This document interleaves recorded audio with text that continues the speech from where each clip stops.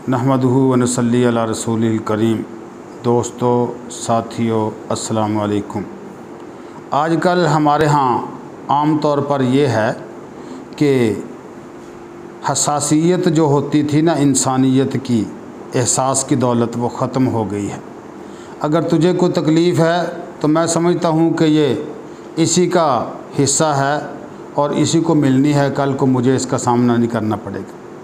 अगर मुझे है तो तुम्हारी सोच ये है। हालांकि हकीकत यह है कि जो मुआशरे के एक फ़र्द को आज तकलीफ़ हो रही है, कल आने वाला दिन ये साबित करेगा कि पूरा मुआशरा उस तकलीफ़ के अंदर मुब्तला हो जाता है। ऐसे ही एक घर के अंदर कुछ जानवर रहते थे। एक चूहा था, कबूतर था और इसी तरीके से एक मुर्गा था और एक बकरा था। तो एक दिन चूहे ने देखा कि शाम को घर वाला जो मालिक मकान है वो आया। उसने शापर में से कुछ चीज़ निकाली।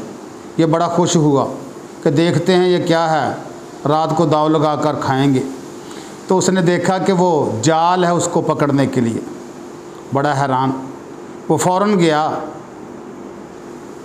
कबूतर के पास कि कबूतर मियाँ, मालिक मकान मेरे पकड़ने के लिए जाल लाया है, तो कोई हिकमत बनाओ, कोई तदबीर इख्तियार करो, मुझे कोई मशवरा दो कि मैं उससे बच सकूं। तो कबूतर कहने लगा कि ये मेरा मसला नहीं, ये तुम्हारा मसला है, ख़ुद ही इससे निपटो।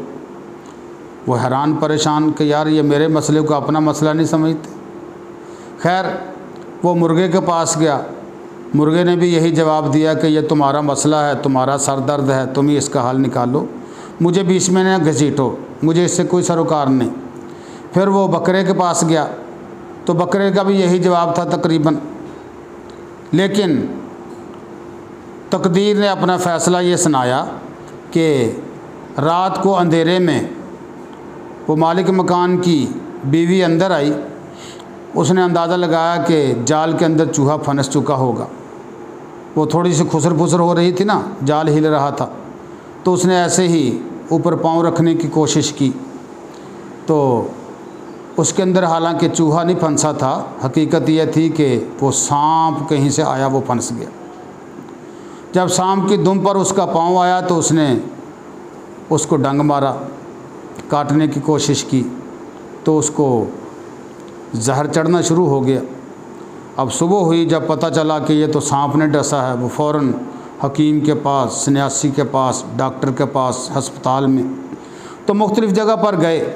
गर्ज़े कि उन्होंने दवाई की और साथ ये कहा कि इसको फ़ौरन गर्म चीज़ें खिलाओ। क्या है कि पहले इसको कबूतर का सूप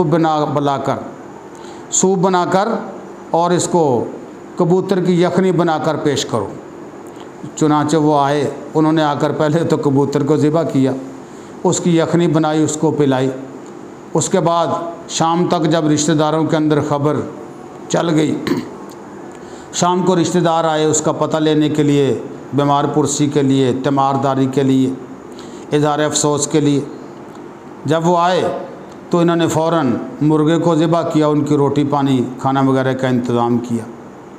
मुर्गा भी गया, कबूतर भी गया। अब 2-4 दिन गुज़रे तो वो मालिक मकान की बीवी सांप के डसने की वजह से जो बीमार थी, वो इस दुनिया से इंतकाल कर गई। अब क्या हुआ कि वो फौतगी वाला घर, उन्होंने खाने का इंतज़ाम किया तो बकरे मियाँ को ज़िबा करके भी पका दिया। तो अब हैरानगी की बात यह हुई कि लिखने वाला यूँ लिखता है कि बकरे ने भी कहा था कि ये मेरा मसला नहीं, चूहे मियाँ ये तुम्हारा मसला है। मुर्गे ने भी कहा था ये मेरा मसला नहीं, तुम्हारा मसला है। कबूतर ने भी कहा था ये मेरा मसला नहीं, तुम्हारा मसला है। लेकिन जब मसला बना, पहले तो एक तक महदूद था, उसने दूसरे को भी अपने आड़ के अंदर ले लिया, तीसरे को भी, चौथे को भी अपने मुहासरे में ले लिया।